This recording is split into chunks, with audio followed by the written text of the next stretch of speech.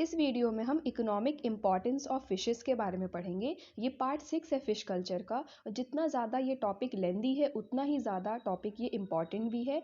Fish culture से maximum question बनते हैं एग्जाम में, तो आप फिश कल्चर टॉपिक को पूरा प्रिपेयर कर लीजिएगा। फिश कल्चर के बारे में पूछते हैं, इसके स्टेप्स क्या हैं, इसके बाई प्रोडक्ट क्या हैं। तो एग्जाम में अगर बाई प्रोडक्ट पूछे जाए फिशिंग इंडस्ट्री के, या सिग्निफिकेंस पूछी जाए फिशिंग इंडस्ट्री की, या फिर इकोनॉमिक इंपॉर्टेंस पूछी जाए फिशेस की, तो उन सभी में आप यही आंसर लिखेंगे। ठीक है, तो देखते हैं। Economically fishes are important to human beings as they are important source of food. यानी फिशेज जो है वो ह्यूमन बींग के लिए इकोनॉमिकली बहुत बेनिफिट हैं, क्योंकि वो फूड का एक सोर्स है। They provide almost all the dietary requirement of human beings. यानी ह्यूमन बींग्स की डाइट की जितनी भी रिक्वायरमेंट होती हैं वो फिश फ्लैश में पाई जाती हैं। In India about 40 to 60% of population complete their food complement from fish and other aquatic animals. यानी इंडिया में 40 से 60% ऐसे ह्यूमन बींग हैं जिनके फूड डाइट में फिशेस इन्वॉल्व होती हैं। उनकी फूड की जो डाइट है उसमें अदर एक्वेटिक एनिमल्स वो इन्वॉल्व करते हैं।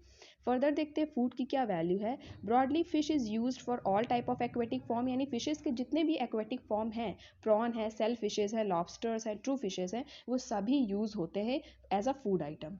Fish has been one of the main source of animal protein. यानी ह्यूमन बींग अपने एनिमल प्रोटीन के लिए फिशेस को यूज़ करते हैं। फिशेस एक बहुत अच्छा सोर्स है एनिमल प्रोटीन के लिए। About 15 to 20% of fishes are consume fresh, while rest mainly sun dried, salted and preserve. यानी 15 से 20% फिशेज जो हैं वो एकदम फ्रेश एज यूजुअल इनटेक करी जाती हैं। बाकी जो रेस्ट है उनको सन ड्राइड करके, सॉल्टेड करके और प्रिजर्व कर लिया जाता है इन फ्यूचर यूज़ के लिए। फिर देखते हैं the fish flesh is superior to other animal flesh in their sense. यानी जो फिश का फ्लैश होता है, उसका मांस, वो अदर एनिमल के फ्लैश से कैसे सुपीरियर होता है। That is carries very few pathogenic germs. यानी फिश के फ्लैश में बहुत ही कम पैथोजेनिक जर्म्स या बैक्टीरिया देखे गए हैं in comparison to other animal flesh. यानी किसी और जानवर के फ्लैश में जर्म्स या बैक्टीरिया पाए जाते हैं और फिशेज में कम पाए जाते हैं। The nutrients content of fishes very in its composition. इसमें फैट, विटामिन, प्रोटीन, बहुत सारा न्यूट्रिशनस कंटेंट होता है, अलग अलग प्रपोर्शन में पाया जाता है अलग अलग फिशेज में।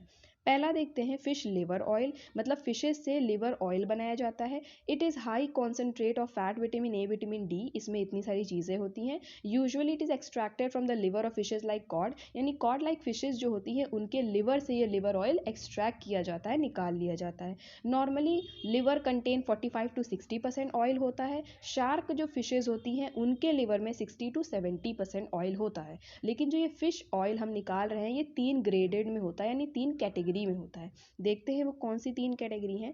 पहली कैटेगरी है विद लो ऑयल कंटेंट, यानी ऑयल का कंटेंट तो उसमें कम होगा लेकिन विटामिन ए का कंटेंट उसमें ज़्यादा होगा। दूसरा ग्रेड है उसमें ऑयल का कंटेंट बहुत ज़्यादा होगा लेकिन उसमें विटामिन ए का कंटेंट कम होगा। तीसरा है उसमें ऑयल का कंटेंट और विटामिन का कंटेंट बिल्कुल बराबर मात्रा में होगा। ये 3 उसके ग्रेड हो गए। फिर देखते हैं fish liver oil is useful in case of vitamin deficiency diseases. यानी किसी इंसान को अगर विटामिन से संबंधित कोई डिफिशियंसी डिजीजेज हैं तो वो फिश लिवर ऑयल रिकमेंड किया जाता है। For infant for proper development of bone and teeth. और इन्फेंट्स जो छोटे बच्चे होते हैं उनकी बोन्स एंड टीथ के प्रॉपर डेवलपमेंट और ग्रोथ के लिए भी ये फिश लिवर ऑयल उन्हें दिया जाता है। फिर देखते हैं फिश बॉडी ऑयल। फिश से जो एक्सट्रैक्ट किया जाता है वो body oil. Fish body oil is extracted from fatty fishes. जितनी भी फैटी फिशेज होती हैं उनकी बॉडी से जो ऑयल निकाला जाता है तो इसका भी यूज़ है। Like herring, pilchards, red fish, salmons, sardines etcetera. ये इतनी स्पीशीज़ की फैटी फिशेज है जहाँ से बॉडी ऑयल लिया जाता है। Fat containing fishes are boiled in big container and oil is distilled out. यानी जो फैटी फिशेज होती हैं उनको बड़े से कंटेनर में बॉयल किया जाता है, फिर ऑयल जो है वो डिस्टिल आउट कर लिया जाता है। Repeated distilling will yield A grade fish oil. यानी बार बार डिस्टिलेशन प्रोसेस करने के बाद हमें जो है ए ग्रेड का फिश ऑयल यील्ड होता है, which is use for edible purposes, जो खाने के पर्पसेज से यूज़ होता है। Lower grade oil are use for painting the bottom of craft. लेकिन जो बेकार ग्रेड का ऑयल निकलता है लोअर ग्रेड का, वो क्या किस लिए यूज़ होता है, वो पेंटिंग में यूज़ होता है। क्राफ्ट जो बॉटम क्राफ्ट उनको पेंट करने के लिए लो ग्रेड का ऑयल यूज़ किया जाता है। Other uses of oil are in leather industry. Leather industry में भी बॉडी ऑयल का काफ़ी यूज़ है। For tempering of metals in jute industry, in manufacture of insecticidal insecticidal soap यानी इंसेक्ट को मारने वाले इंसेक्टिसाइडल सोप जो मार्केट में आते हैं उनके भी मैन्युफैक्चर में यूज़ होता है। Body oil is generally use for industrial purposes, और भी काफ़ी इंडस्ट्रियल पर्पसेज में यूज़ होता है, जैसे कि एज अ लुब्रिकेंट यूज़ होता है, कॉस्मेटिक इंडस्ट्री में यूज़ होता है और पेंट्स में भी यूज़ होता है। तीसरा है फिश फ्लोर। फिश फ्लोर में देखते हैं, fish floor is highly nutritive for human being, इसमें भी बहुत सारा न्यूट्रिशनल कंटेंट है। It is commercially prepared by solvent extraction process, और ये सॉल्वेंट एक्सट्रैक्शन एक प्रोसेस होता है उसके थ्रू निकाला जाता है। It is easily digestible, it is easily digestible by infant and can be eaten in the form of biscuit, bread, cake, sweet and soup। यानी जो ये फिश का फ्लोर है ये बहुत सारे फॉर्म में आता है, बिस्किट में, ब्रेड में, केक में, स्वीट्स में, और इन सभी फॉर्म में इन्फेंट्स को और कोई भी इसे इंटेक कर सकता है, बहुत ज़्यादा न्यूट्रिशियस होता है। फोर्थ पॉइंट देखते हैं, fish roe. It is mostly used for valuable food containing thymine, keratin, taurine, tyrosine, glycol, xanthine, hypoxanthine etc. यानी इतने फूड कंटेनिंग इसमें वैल्यूएबल आइटम्स पाए जाते हैं। It is good source of vitamin B, C, D and E, इतने सारे vitamin इसमें पाए जाते हैं। Beside it also contain high percentage of lecithin 59%, यानी इसके अंदर 59% में लेसिथिन पाया जाता है। कोलेस्ट्रॉल 14% पाया जाता है। Fish roe is widely use due to its higher digestibility and biological value both, यानी फिश रोई इतना ज़्यादा यूजेबल है क्योंकि ये बहुत अच्छे से डाइजेस्ट हो जाता है, इसीलिए इसकी वैल्यू बहुत ज़्यादा है। फिफ्थ पॉइंट देखते हैं, fish silage. It contains high percentage of unaffected vitamin free from fishy odour, यानी इसके अंदर बहुत सारे विटामिन पाए जाते हैं और ओडर फ्री होते हैं, इसमें कोई स्मेल नहीं होती। It is semi solid material prepared from fresh pieces of fish treated with sulphuric acid, यानी इसे कैसे प्रिपेयर किया जाता है, फिश के फ्रेश जो फिशेज होती हैं उनके पीसेस करके semi solid material sulphuric acid के साथ रिएक्ट करके या फॉर्मिक एसिड के साथ रिएक्ट करके और mixture of sulphuric acid and molasses, इन सभी प्रोसेस से रिएक्ट करके फिश सिलेज को बनाया जाता है। फिर देखते हैं सिक्स्थ पॉइंट, फिश सॉल्युबल।